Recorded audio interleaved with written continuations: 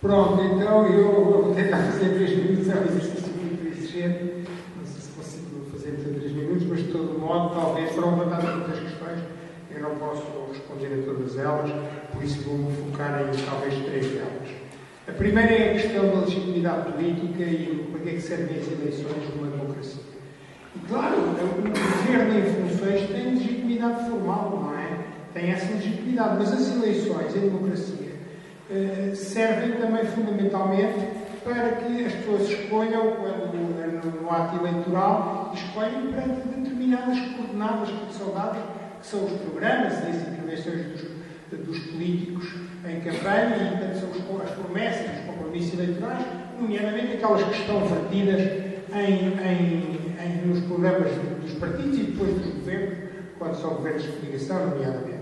E, portanto, isso é que fornece a legitimidade substantiva, sob pena das eleições não servirem para nada. Aliás, há um problema grave de erosão da legitimidade que está a acontecer. E quem fala com o comum das pessoas na rua, mas para que é que as eleições servem se as pessoas votam em determinadas opções e depois fazem tudo ao contrário? E isso corre o risco de contaminar toda a gente e todos os partidos. Isso é um problema grave. Portanto, este governo tem legitimidade formal, mas não tem legitimidade substantiva. É claro, nós também não podemos. Houve uma ideia, como é que podíamos, como o Sr. Juiz fez uma ideia, foi a Luísa Mesquita que fez a proposta de alguém vigiar se as leis são cumpridas. E muitas não são. Eu ontem ou antes de ontem vi um manifesto no jornal sobre a lei do cinema, deviam pagar as grandes telecomunicações e não pagam. E o governo não se preocupa muito, não é cumprida a lei. E isso é um problema importante. Também podíamos pôr uma espécie de, eu não diria um tribunal, porque isto não é uma questão jurídica, é uma questão política. Um tribunal de cidadãos, o Ségolène Royal em 2007 propôs isso em França. Um tribunal, uma espécie de tribunal, não é uma espécie de amostra de cidadãos que ia julgar, escolhidos criteriosamente, isto é, por representatividade, se os governos estão a cumprir as promessas ou não. Agora, isto tem que ser encarado também com alguma flexibilidade.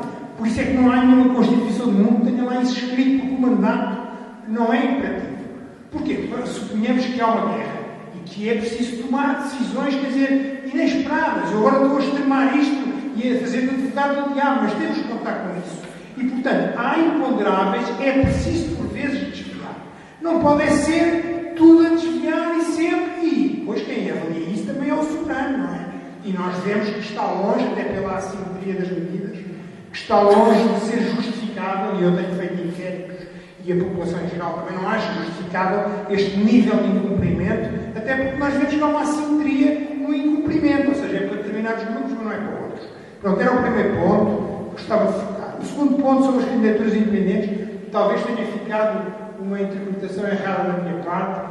Eu por acaso, não há muitos estudos sobre isso, mas eu por acaso há 2 semanas ou 3 que vi no público, posso mandar para todos via Nelson Carvalho, o artigo que saiu no público sobre isso mesmo. E eu fiz, aliás, dou conta de estudos comparativos. Eu digo assim, eu não sou um entusiasta de candidaturas independentes para o Parlamento, aliás, na linha das dúvidas que este amigo colocou, que eu acho que são muito pertinentes.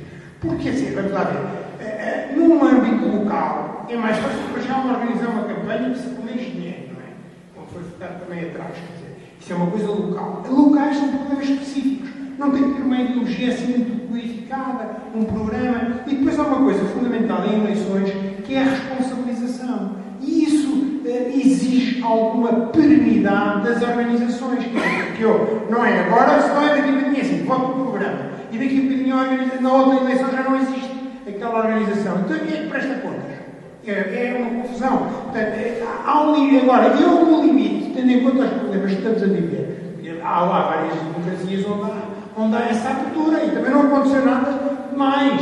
Portanto, eu acho que se devia correr esses riscos mesmo para o Parlamento. Até porque o histórico o que mostra é que elas não têm o mesmo sucesso que têm a nível local, porque é muito exigente, se calhar concorreu em alguns círculos e não noutros. De todo modo, acho que isso era bom. Finalmente, sobre a questão da responsabilidade dos cidadãos, eu, em primeiro lugar, queria congratular pela vossa presença e uma Assembleia qualificada, não é? E interveniente e com perguntas. Acho que isso é também é um sintoma que, apesar de todas as pessoas estão interessadas e gostaria de ver pessoas mais abaixo do meu escalão etário, mas enfim, aqui nesta Assembleia, as pessoas que estão e são muito qualificados e intervenientes. E isso é muito bom. Agora, de facto, há um problema também de cidadania, que tem a ver com a herança dos tais 50 anos de ditadura, 48, que permanece, não é? Que é uma distância. As pessoas parece que não perceberam que elas próprias também podem ir a jogo, podem fazer movimentos, no limite podem fazer partidos. E, sobretudo, não é uns outros, e eu estou aqui, eles têm a culpa, não quer saber. Portanto, sim, há uma responsabilidade cidadã, que eu acho que é primeiro dos políticos, não é? Não estou aqui a dizer, mas também é dos cidadãos, que têm que se chegar mais à frente. Mas, quer dizer, e isso é absolutamente crucial. Vou passar já. Peço desculpa. Então, muito rapidamente, eu penso que nesta questão do sistema eleitoral e do funcionamento dos partidos, muitas vezes perde de vista uma componente importantíssima da democracia, que é a liberdade de associação. E a liberdade de associação consiste no direito que um conjunto de cidadãos tem a construir um projeto político que é seu e que é proposto aos restantes cidadãos. Isto pode ser verdade para um partido, como pode ser verdade para uma lista de cidadãos, e inclui a dimensão, o conteúdo das propostas dessa organização, tal como a proposta das pessoas que vão dar corpo a essa ideia. E não é verdade que, por exemplo, num sistema de listas fechadas, as pessoas não se possam pronunciar sobre a escolha concreta de pessoas. É por isso que muitas das pessoas que são conhecidas por serem, digamos assim, indisciplinados nos seus partidos, muito frequentemente continuam a fazer parte das listas pela simples razão que as direções partidárias compreendem os custos eleitorais que acarretaria retirar essas pessoas das listas. Mas, portanto, eu penso que esta dimensão da liberdade da associação é importante, porque, pela razão pela qual eu, por exemplo, sou totalmente contrário a primárias, que foi uma ideia que não se falou aqui. Porque me parece que não há nenhuma razão pela qual cidadãos que não têm absolutamente nada a ver com a proposta política do Bloco de Esquerda se devam pronunciar sobre qual é que deve ser o cabeça de lista do Bloco de Esquerda. Ou seja, as primárias podem ser um instrumento ao qual os partidos adiram voluntariamente, mas penso que seria absurdo impor esse requisito aos partidos, porque existem partidos que são minoritários e esses partidos devem ter a possibilidade de construir as suas propostas políticas e escolher os seus protagonistas. As razões que me levam a ser contra os círculos uninominais são de outra natureza. Em primeiro lugar, a esmagadora maioria das propostas de círculos uninominais que eu conheço, aliás, todas as propostas de círculos uninominais que eu conheço, distorcem efetivamente a proporcionalidade. Na maior parte dos casos, de forma matemática, e mesmo quando não o fazem de forma matemática, fazem na medida em que condicionam o voto das pessoas ao intervir nos círculos uninominais. É evidente que se podem construir círculos de compensação e até se podem construir círculos de compensação que efetivamente assegurem que no final das contas todas feitas há de facto representação proporcional. Mas os círculos uninominais, mesmo nesses casos, condicionam a forma como o voto é exercido nos círculos uninominais e dessa forma a eficácia do mecanismo dos círculos de compensação. Mas há um outro problema politicamente ainda mais fundamental. É que eu acho que não se deve votar para eleger círculos uninominais. Eu acho que os deputados devem ser eleitos por um projeto político para a República. E, portanto, eu defenderia a existência de um círculo nacional nas eleições, porque a verdade é que há muitos espaços no território nacional onde um conjunto muito significativo de partidos que representam centenas de milhares de portugueses não tem nenhuma possibilidade de eleger. Em Castelo e Branco só podem eleger dois partidos. Na Guarda só podem eleger dois partidos. Em Bragança e em Vila Real só podem eleger dois partidos. Uma proposta diferente é a ideia que o André Freire tem existido e que o Miguel Portas, por exemplo, também defendia, que é a ideia de poder haver intervenção ao nível do voto na ordenação das listas. Aí eu penso que pode haver um compromisso entre o direito dos partidos ou de listas de cidadãos a formularem uma proposta política que é consistente, ou seja, que não varia neste ciclo em relação ao outro, e o direito das pessoas a escolherem quem é que no quadro dessa proposta política querem que as represente. Eu acho que há modalidades desse princípio que eu acho que podem funcionar. Nomeadamente, eu não sei... Na autoria do atual Primeiro-Ministro, disse ele, no Twitter, naturalmente, antes de ser Primeiro-Ministro, quando estava na oposição. E vou repetir, aqueles que são responsáveis pelo resvalar da despesa têm de ser civil e criminalmente responsáveis pelos seus atos. Aliás, esta ideia, como bem se sabe, não é? Vem na sequência também, aliás, recente, da declaração pública do Dr. Mário Soares. Portanto, não foi novidade esta afirmação, quer da parte do PSD, quer da parte do PS. Eu, pessoalmente, discordo relativamente a esta responsabilização civil e criminal, porque estamos no âmbito político, portanto, a responsabilização terá que ser política. Embora isso, atendendo à nossa realidade, nos saiba a pouco. Mas pronto, estamos de barato, que é através do voto que os políticos devem ser responsabilizados pelas suas maldades quanto às despesas e às finanças públicas. Também gostaria de referir que, quer queiramos, quer não, um programa eleitoral, um programa de governo é um caderno de encargos.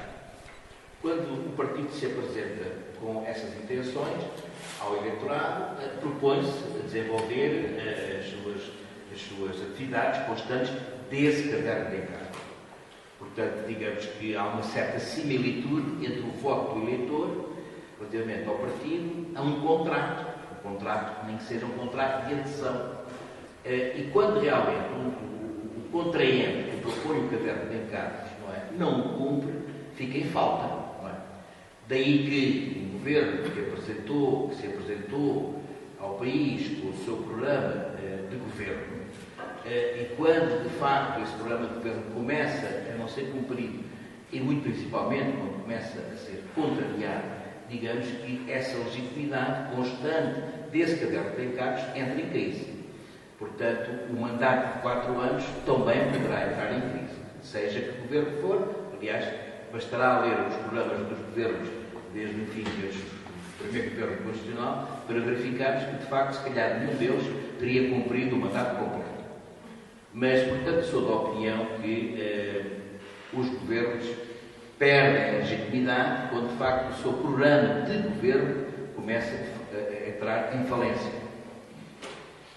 Quanto à questão do Tribunal Constitucional, digamos que, num plano meramente formal, o Tribunal Constitucional não tem sido desrespeitado. Com efeito, ninguém coloca a questão de não cumprir uma decisão do Tribunal Constitucional. Agora, aquilo que eu penso que é inadmissível, enfim, já o Montesquieu, que foi aqui referido desde o século XVIII, quando defende a separação de poderes, entendia que o Poder Judicial tem a sua responsabilidade própria e os restantes poderes soberanos, quer o Legislativo, quer o Executivo, não se podem intrometer nessa área.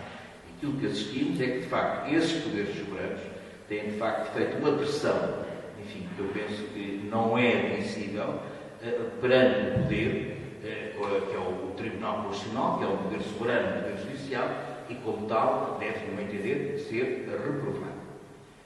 Embora aqui, enfim, digamos que há um detalhe. Estamos a falar do Tribunal Constitucional. Portanto, talvez aí a maioria parlamentar, que suporta o governo, se sinta um pouco traída, porque não sei se sabem qual é a composição do Tribunal Constitucional. São 13 juízes, uns eleitos diretamente pela Assembleia da República e outros, no caso 3, cooptados.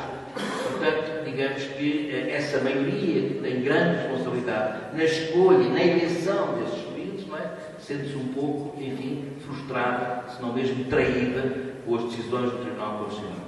Só há um pormenor, é que desses 13 juízes, 6 necessariamente têm que ser de carreira. E, de facto, não é possível, por norma, dobrar um juiz de carreira, porque esse não tem compromissos e afinidades político-partidárias. Portanto, está liberto desse tipo de tempo. Quanto aos restantes, pois, enfim, digamos que têm tido um comportamento entendido como sendo um comportamento de alguém que está ali no mundo numa atividade perfeitamente independente, o que é de louvar. Portanto, quanto ao Tribunal Constitucional, estamos falados. E quanto às decisões futuras do Tribunal Constitucional, a única coisa que podemos fazer é aguardá-las, sendo certo que as suas decisões, as decisões dos tribunais, naturalmente são passíveis de análise, discussão e crítica onde quer que seja. Portanto, não estão afastados, nem devem estar desse tipo de apreciação. Agora, não deve ser feita por parte dos poderes soberanos qualquer interferência e qualquer pressão sobre os tribunais, sejam eles quais forem.